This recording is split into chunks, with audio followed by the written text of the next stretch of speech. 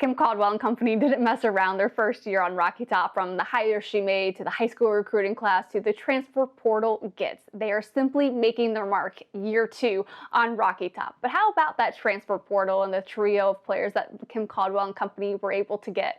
Well, it seems that they're filling some very necessary holes for the Lady Vols, but what does that look like? I'm Paige Dauer. This is the Field Pass on Full Disclosure.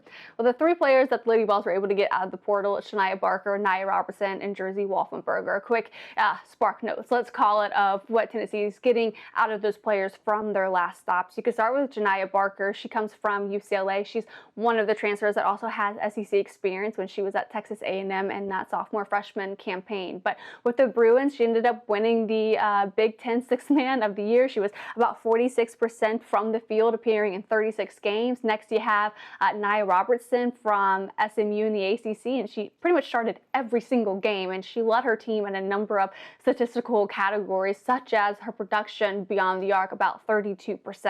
Then lastly, you get Jersey Wolfenbarger, and she too has SEC experience, but for her, she has 2 stops in the SEC, Arkansas, and most recently LSU. She was kind of more of a reserve player for the LSU Tigers, but she finished 63% from the field. She had 8 games of double-digit scoring. So all of that sounds great from the surface, but I want to dive a little bit deeper, as we do here on Full Disclosure, and really see the holes that they're going to fill and where Kim Caldwell and where I think she might be envisioning where these players could contribute for the Lady Vols. And of course, the system that she runs certainly makes it a desirable spot to be, where it's not traditional, and just because you're not in that starting 5 doesn't mean you're not going to get substantial playing time, and that they're not going to treat you like you were the starting 5. And Lady Vol fans aren't going to treat you like you're not the starting 5, regardless if you're in that first rotation where there's maybe 1 or 2 spots that seem a little bit more open than others, or if you're consistently in that second rotation, or you're somebody that she kind of cherry picks and puts here and there. I think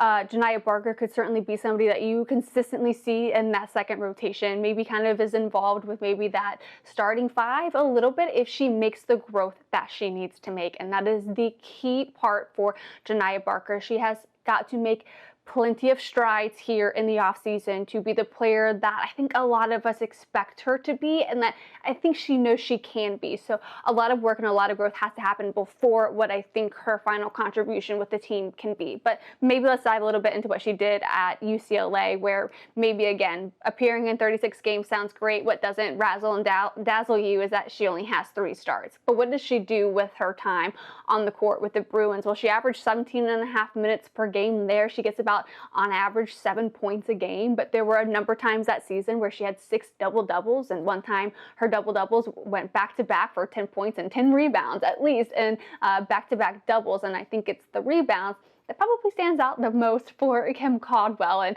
kind of, if you can remember past episodes, where I really do think that's the bread and butter for the team, Janiah Barker certainly brings the size and length that you need. I think she's like 6'3", 6'4", like she is on the taller end in that forward position. And again, where you go back into that rotation where she averaged 17.5 minutes with the Bruins. If she's in that second rotation with the Lady Vols, that second rotation a year ago averaged like 15 to 17 minutes. So that's really right in her sweet spot, where you should be satisfied with that kind of time that you get, and what can you do with the opportunities that you see there. And I think maybe when you look to the spot that she fills and you look in that scope of the second rotation, it really could be a player like Jillian Hollingshed, a player like Sarah Puckett.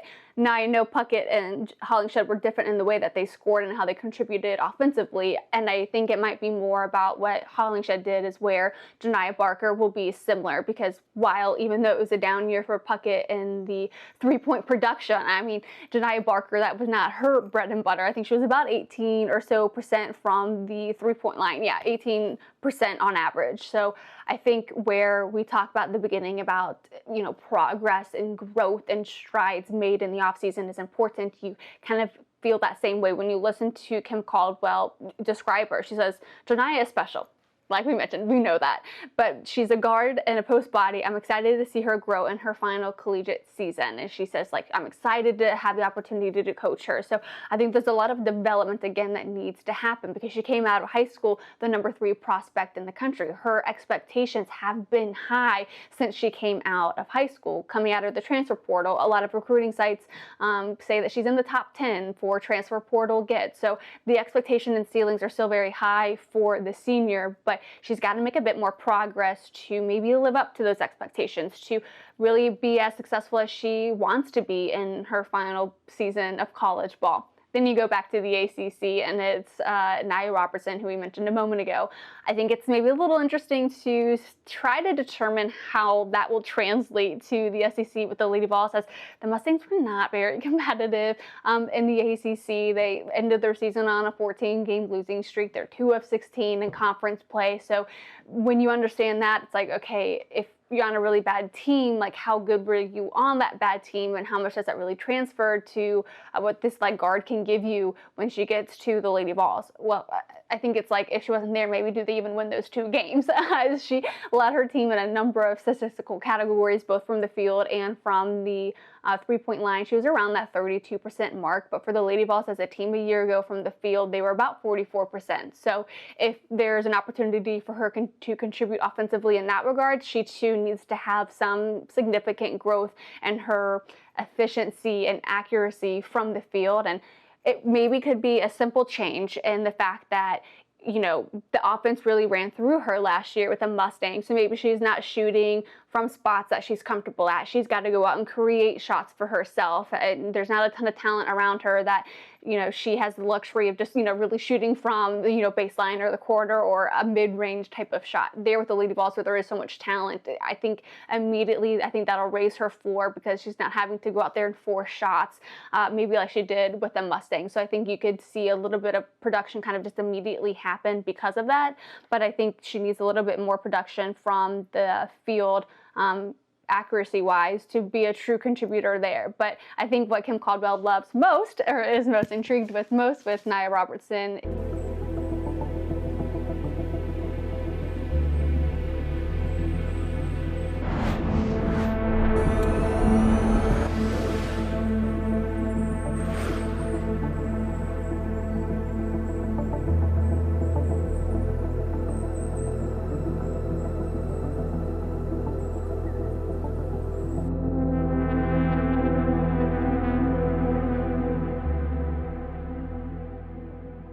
is her defense. I mean, while you want rebounding, you really need defense. She had, you know, 31 steals, 80 rebounds, and most impressively averaged like 33-ish minutes a game last season. She has the endurance, she has the toughness, she's able to get up and down in this up-tempo kind of offense that Kim Caldwell runs, and I think that's immediately where she'll have her biggest impact, is what she really can do on defense. How does she give the Lady Vols extra possessions? That's what was so important with Talaysia Cooper a year ago, was how she was able to create steals, give the Lady Vols a chance, and because she's so dynamic, she can just do a scoop and score.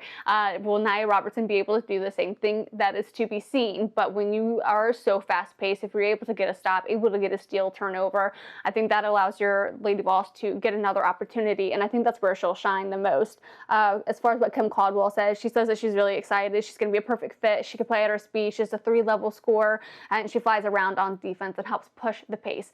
Flying around on defense, pushing the pace, that will be her strength, and I think that's where we'll see her really exceed, and really a spot that Tennessee needs a bit more in that regard. Like, it can't just all be Talaysia Cooper creating all these steals and turnovers. They need somebody else in other rotations that can give you that same type of efficiency, and I think last season that's where you saw some drop-offs when certain rotations were out there, because you didn't have a Talaysia Cooper in every single rotation, or she couldn't be out there, you know, for all 30-40 minutes.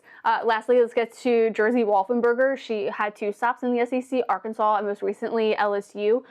What I find interesting is for her, despite playing her fewest minutes in this reserve role with the LSU Tigers, she was her most efficient in her 3-year career. She essentially doubled her production from the field from her sophomore to junior campaign. She's 63% from the field. She had 8 games in double-digit scoring. So with her, I think the Lady Vols are getting a really solid forward with great size and great agility to go along with Janiah Barker. Like, that's a really great forward group, and maybe even can include like Z Spearman there and getting some really good depth in that post production or in that post play type of protection. But I think where things stand at the moment, maybe kind of where all of the transfers are, because there's only really 1 or 2 spots in that starting 5 that I really would say are like open. Everyone else pretty much seems pretty secure in the starting 5, but she gives me vibes that she could be a second rotation type of player, or someone that they cherry pick into opportunities on the court. Because again, you have to consider, right, our last episode, that was a fantastic high school recruiting class that they're bringing in, and all of that competition that they will contribute to the team. So where do these 5, 6, 7, 8 new players contribute in the 5 or so players that are already returning from a season ago? But as far as what Kim Caldwell said, is that she has size and speed. That's exactly what the Lady Vols need, and she's a perfect combination of what they're looking for. And I think that's why she can be a player that gets kind of cherry picked in for certain matchups, or gets maybe a bit more playing time when you look specifically to matchups as the season ends up rolling around. And the team looked good. I mean, they just posted their first social media post on Tuesday of the team doing some workouts, so it'll be interesting to see how that evolves. And I think that's a good sign that maybe we will get, the media will get a sneak peek into practice and to hear from a couple of those players maybe in the next week or so, if I can be optimistic. But we'll have much more on the starting 5 returning for the Lady Vols next Wednesday at 11, so be sure to join, and I'll talk to you then.